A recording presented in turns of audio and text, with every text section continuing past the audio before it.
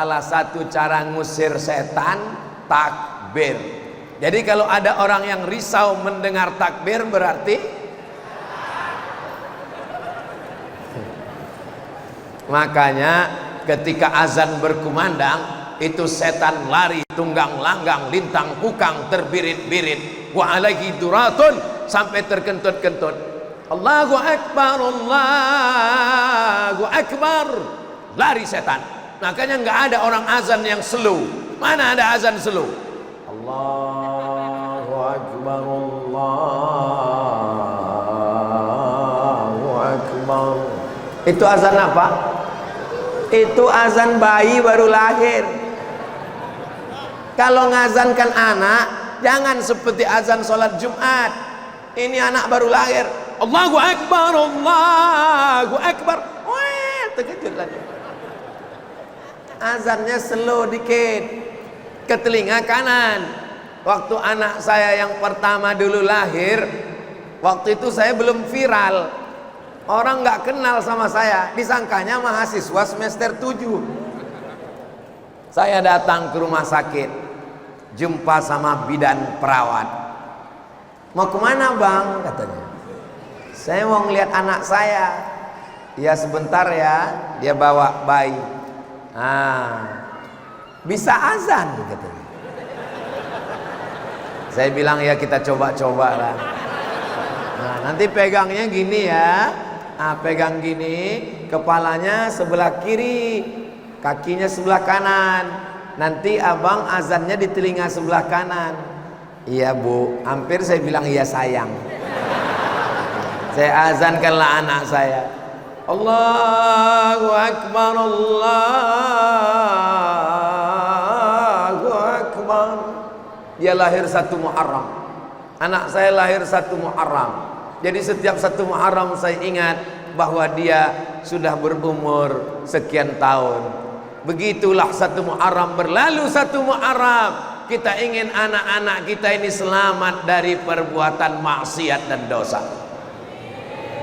Enggak ada orang Sangatta anaknya lahir dia bisikkan, nanti aku berikan sawit 3 hektar.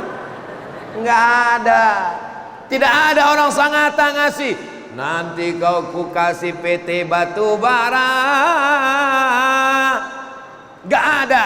Yang dia katakan adalah asyhadu alla ilaha.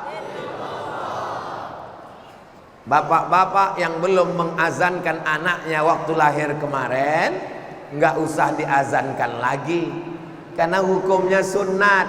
Sunatnya udah lewat.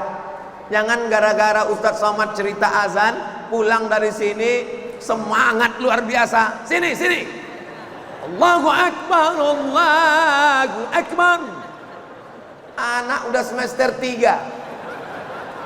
Saudara yang dimuliakan Allah Subhanahu wa taala, inilah pentingnya azan berkumandang, takbir berkumandang. Yang lemah-lemah iman, yang diganggu setan, yang kerasukan, maka insya Allah sehat dia mendengar takbir ini insya Allah. Amin. Subhanallah walhamdulillah wa la ilaha illallah wallahu akbar wa la haula wa la quwwata illa billahil aliyyil azim. Subhanallah walhamdulillah wa la ilaha illallah wallahu akbar wa la haula wa la quwwata illa billahil aliyyil azim. Ini bisa juga bapak pakai besok kalau istrinya merepet. Ini kenapa belanja kurang, kenapa? Subhanallah, itu juga. Cuman bapak hati-hati juga, takutnya nanti bapak lupa silap pas jam 12 buka belum ada makanan. Ini kenapa lambatnya masak, kenapa nggak belanja cepat, kenapa masakannya begini? Nanti dia balas Subhanallah, satu sama. Saudara yang dimuliakan Allah Subhanahu wa taala, mudah-mudahan setiap hembusan napas kita bernilai tasbih, setiap langkah kaki kita bernilai tahmid, setiap ayunan tangan kita bernilai takbir. Kalau kita sering tasbih, sering tahmid, sering takbir, sering istighfar, sering sholawat, maka kita mudah ingat apapun yang terjadi langsung subhanallah, masya Allah, tabarakallah, Allahu akbar. Tidak keluar dari mulut kita kebun binatang, tidak keluar dari mulut kita sumpah serapah. Tapi Pak Ustadz, tahun lalu saya banyak caci maki. Mudah-mudahan dosa yang lalu diampunkan Allah. Astaghfirullah Rabbal baraya, astaghfirullah minal khataya, Rabbi zidni ilman nafi'a wa wafiqni amalan salihah. Hablum minallahnya baik, hablum minan nasnya baik, di dunianya baik, di akhiratnya baik. Fid dunya hasanah wa fil akhirati, fid dunya hasanah wa fil akhirati hasanah juga. Artinya di dunia baik, di akhiratnya baik. Jangan seperti jamaah umroh, ketika sampai di rukun Yamani ke Hajar Aswad, doanya berubah. Subhanallah walhamdulillah wa la ilaha illallah wallahu akbar. Subhanallah walhamdulillah wa la ilaha illallah wallahu akbar. Dari rukun Yamani ke Hajar Aswad, doanya berubah. Rabbana atina fid dunya wa fil akhirati wa qina azabannar. Ada satu jamaah umroh lain doanya, Rabbana atina fid dunya hasanah wa fil akhirati aisyah. Kenapa bapak berdoa seperti itu? Rupanya istri pertamanya Ibu Hasanah, nomor 2 Bu Aisyah. Ini nggak ada hubungan sama istri, ini masalah doa kepada Allah. Mudah-mudahan di dunianya baik, di akhiratnya baik, insyaallah. Amin ya rabbal.